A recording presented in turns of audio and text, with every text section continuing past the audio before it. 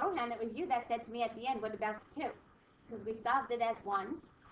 Once we solve it for where our angle is, we say, okay, where is cosine positive 1 and 4? We set this up. This is my x. I know this is my special triangle. This is a 30-degree angle, so I have 2 answers so far. I have pi over 6, and all the way around, 11 pi over 6. For all solutions, you add 2n pi. So you start here. One angle, this is quadrant 1. One angle, this is quadrant 4. Now, we deal with the 2. We take this 2, and to make this be x, we divide everybody by 2. And yes, it's a fraction. So you have to say keep, change, flip. If you take a 30-degree angle and you divide it in half, what angle is that?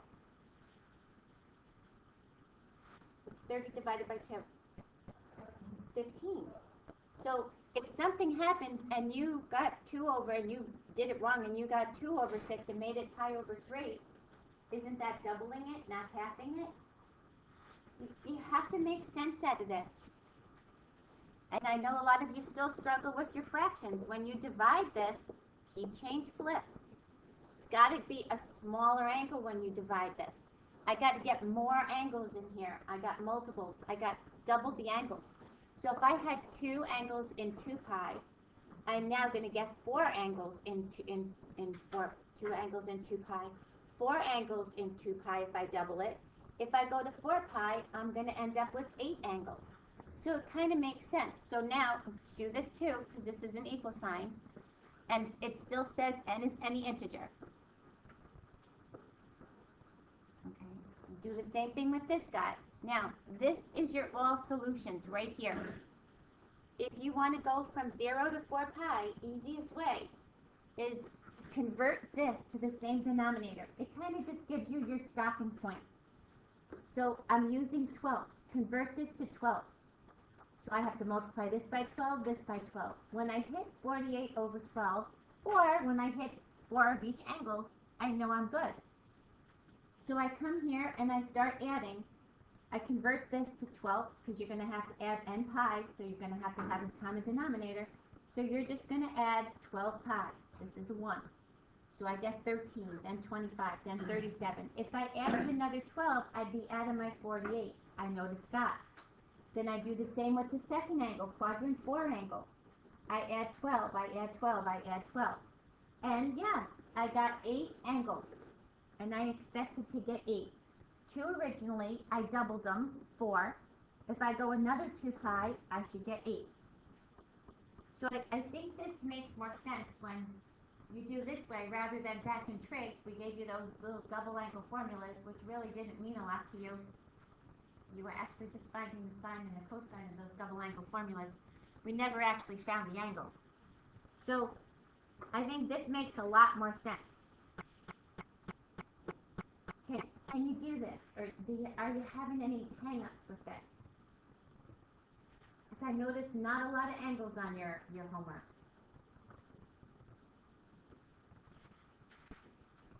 All right, let's move on. Same thing here. We're going to solve as if this is a single angle. So we're going to subtract radical 2 over 2, and I say, oh, radical 2 over 2, that's a 45-degree angle. I now know what is my reference angle. So where is sine negative? Sine deals with the y's, 3 and 4. So if this is 4 pi over 4, and this is 8 pi over 4, I have 2 answers so far. 5 pi over 4 and 7 pi over 4. And if I go 2n pi, I will hit all solutions. Then I bring the 3 back. Now I have to deal with the 3. This is a multiple angle. So for every one angle, how many should I get? Times 3. I should get 3 for every one that I have. So if this gives me 2, I should get 6. If I'm going to go to 4 pi, I should get 12, 6 of each. So that's another way to make sure that you got all your angles. Because sometimes what happens when you guys convert your denominators and you go the wrong way, you don't flip it over, you're not going to get enough angles in that in that same period. So divide everybody by 3. Just carry it across. So now, here's what I'm working with. So I need to go to 4 pi. So I convert my 4 pi again to 12ths. So that gives me 48 pi over 12. This is my stopping point. That's a 12. I need to convert this to 12. So if I do this, I'm going to add 8 pi every time I do this. So to the numerator, because now your denominators will be the same. Add 8, add 8, add 8, add 8, add 8. If I added another 8, I'd be adding my 48. Come to the next guy, keep adding 8. And yeah, I ended up with 6 of each, 12 angles. And that's what I expected to get. How would you add 8? Because I have to take this angle, 5 pi over 12, and add 2 and pi each time. So I can't add this like this. I need a common denominator, right? So I convert this to the largest, 12, and multiply this by 4. So it's n, but each time I do it once, twice. So that takes care of my n. So I keep adding 8 pi, 8. Is that 8? They have to be in the same denominator.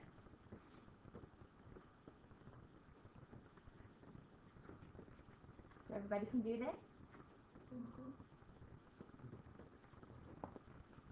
Questions at all?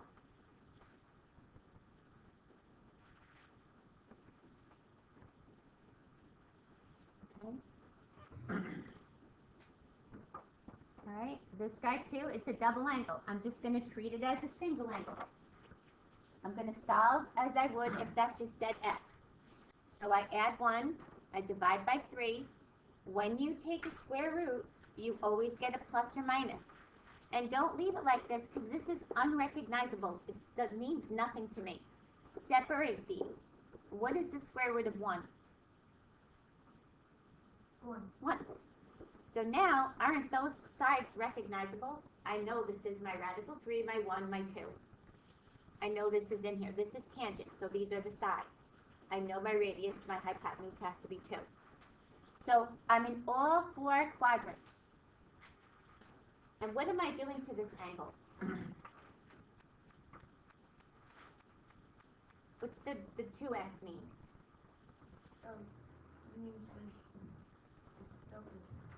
Double the amount. So if I get 4 in 2 pi, if I double it, how many should I get in 2 pi? 8. I should get 8 in 2 pi. If I go to 4 pi, how many should I get? 16. I should get 8 of each. So that's another way I checked. Yep, I got 8 of those. I got 8 of those. Process is the same. Start, and this one, again, if you start it with all 4, you'll realize that this one is pi apart. So label this one pi over 6 plus n pi. Label this guy, they always have to be opposites of each other. Label this guy 5 pi over 6 plus n pi. Now deal with the 2. Once you establish this, then deal with the 2. Divide everything by 2. So keep change flip. I flip this over. I divide this by 2. And again, my common denominator is 12. Convert this to 12. And every time I do this, I'm adding 6 pi. 6 pi times 1 times 2 times 3. Just keep adding 6 pi until I reach 48 pi. If you convert the 0 to 4 pi, 0 to 8 pi, 0 to 2 pi, if you convert that, that kind of gives you a mental frame to say, okay, stop, I reached it, without having to keep track of your count.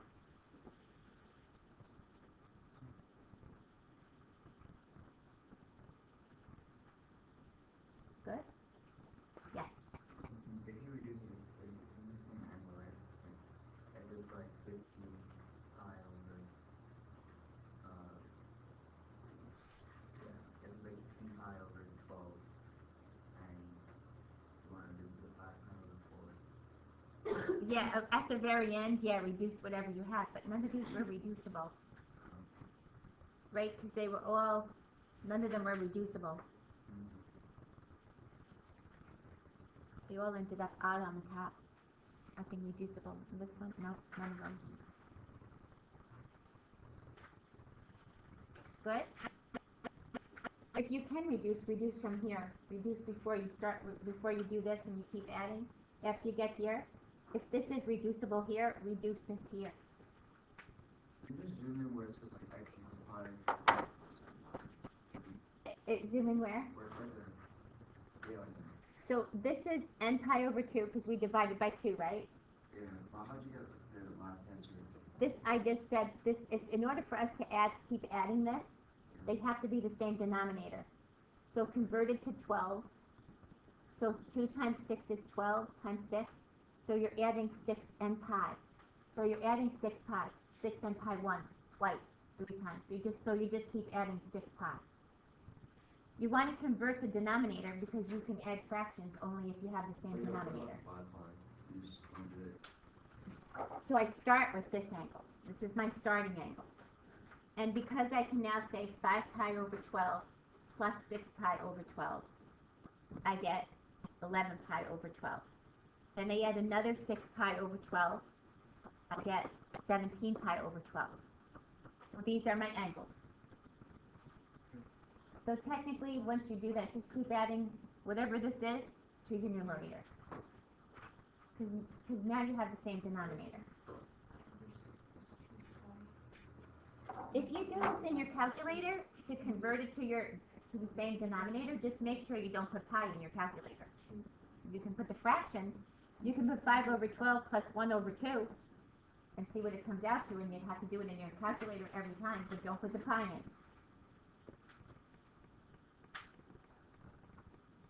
Good? Yeah.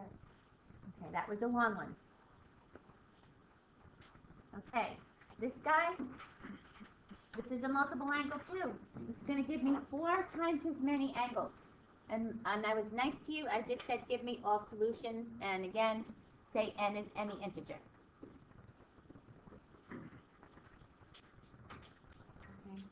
Okay. Start with your 4x just as a 1x. Just consider it a single angle. Take the square root, or divide by 2. Take the square root. Now when you take the square root, separate this. So isn't that kind of noticeable? 1 over radical 2. That's going to be what type of angle? 45. So go to your 45, you have plus or minus. Start at this one. That'll hit this one with n pi. Go to this one. That'll hit this one with n pi. If you did them all 4, that you could do that if you wanted to. I mean, it's a little redundant, but you could. It's not wrong. So take this. Now break this down to an s. So divide by 4. And all I asked you for this one was all solutions. Because in 2 pi, if I have a multiple of 4, how many angles would I get in 2 pi? I have 4 to begin with. And I have a multiple of 4. 16. So you would get 16 angles in 2 pi, in 2 pi alone. Oh, looks like my axis went somewhere. So be careful of that. And if you break down a 45-degree angle, doesn't it have to get a lot smaller? So if you don't flip over that fraction, you should notice it. Right?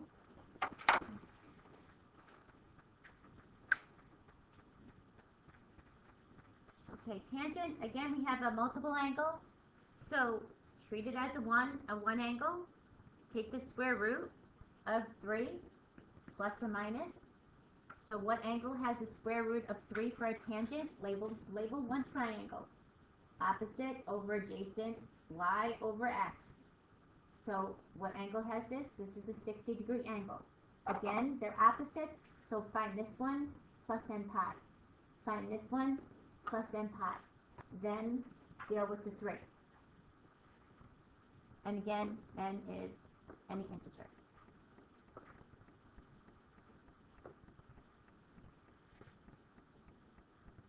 This one just all solutions. So if I have 4 angles in 2 pi, and I triple it, how many angles will I have in 2 pi?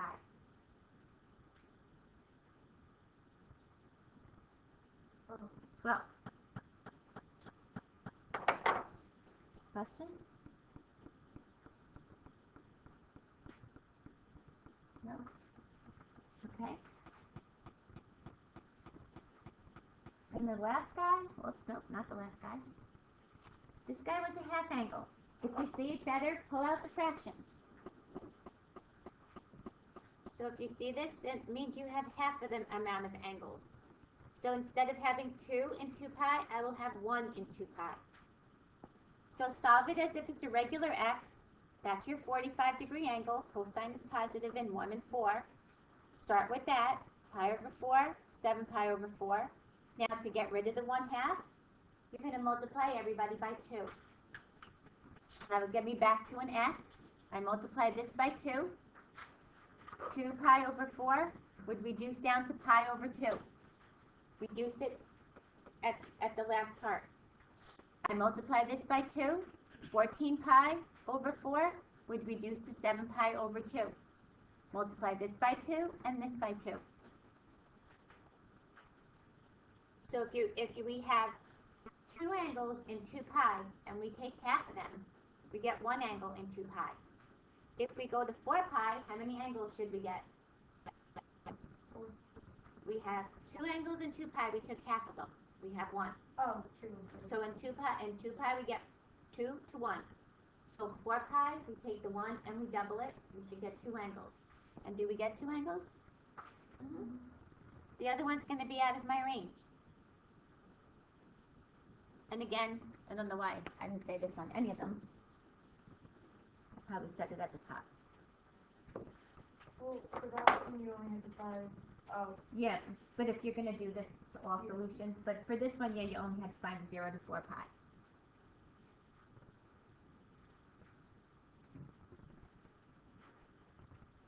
Okay?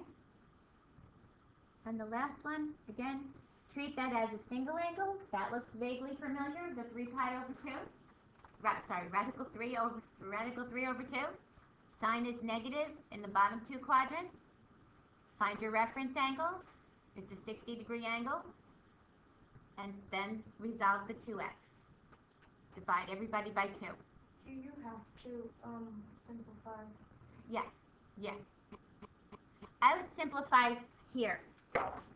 Over here. Before, like this, I would simplify it here. Otherwise, what's going to happen is you're going to end up with like 5 places or 4 places, whatever how many angles you get to simplify. Yeah. Simplify it up front.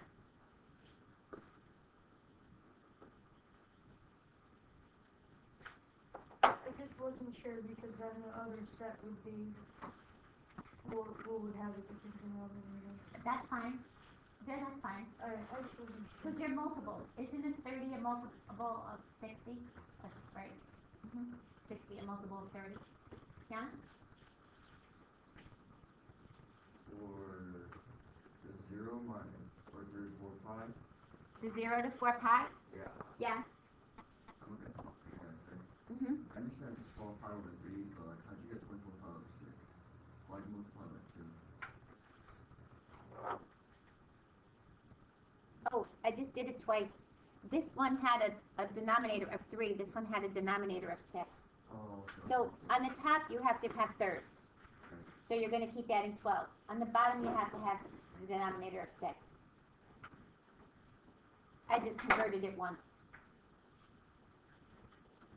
So that's where that's going to reach to. I don't want to go past 12 pi over 3. I don't want to go past 24 pi over 6.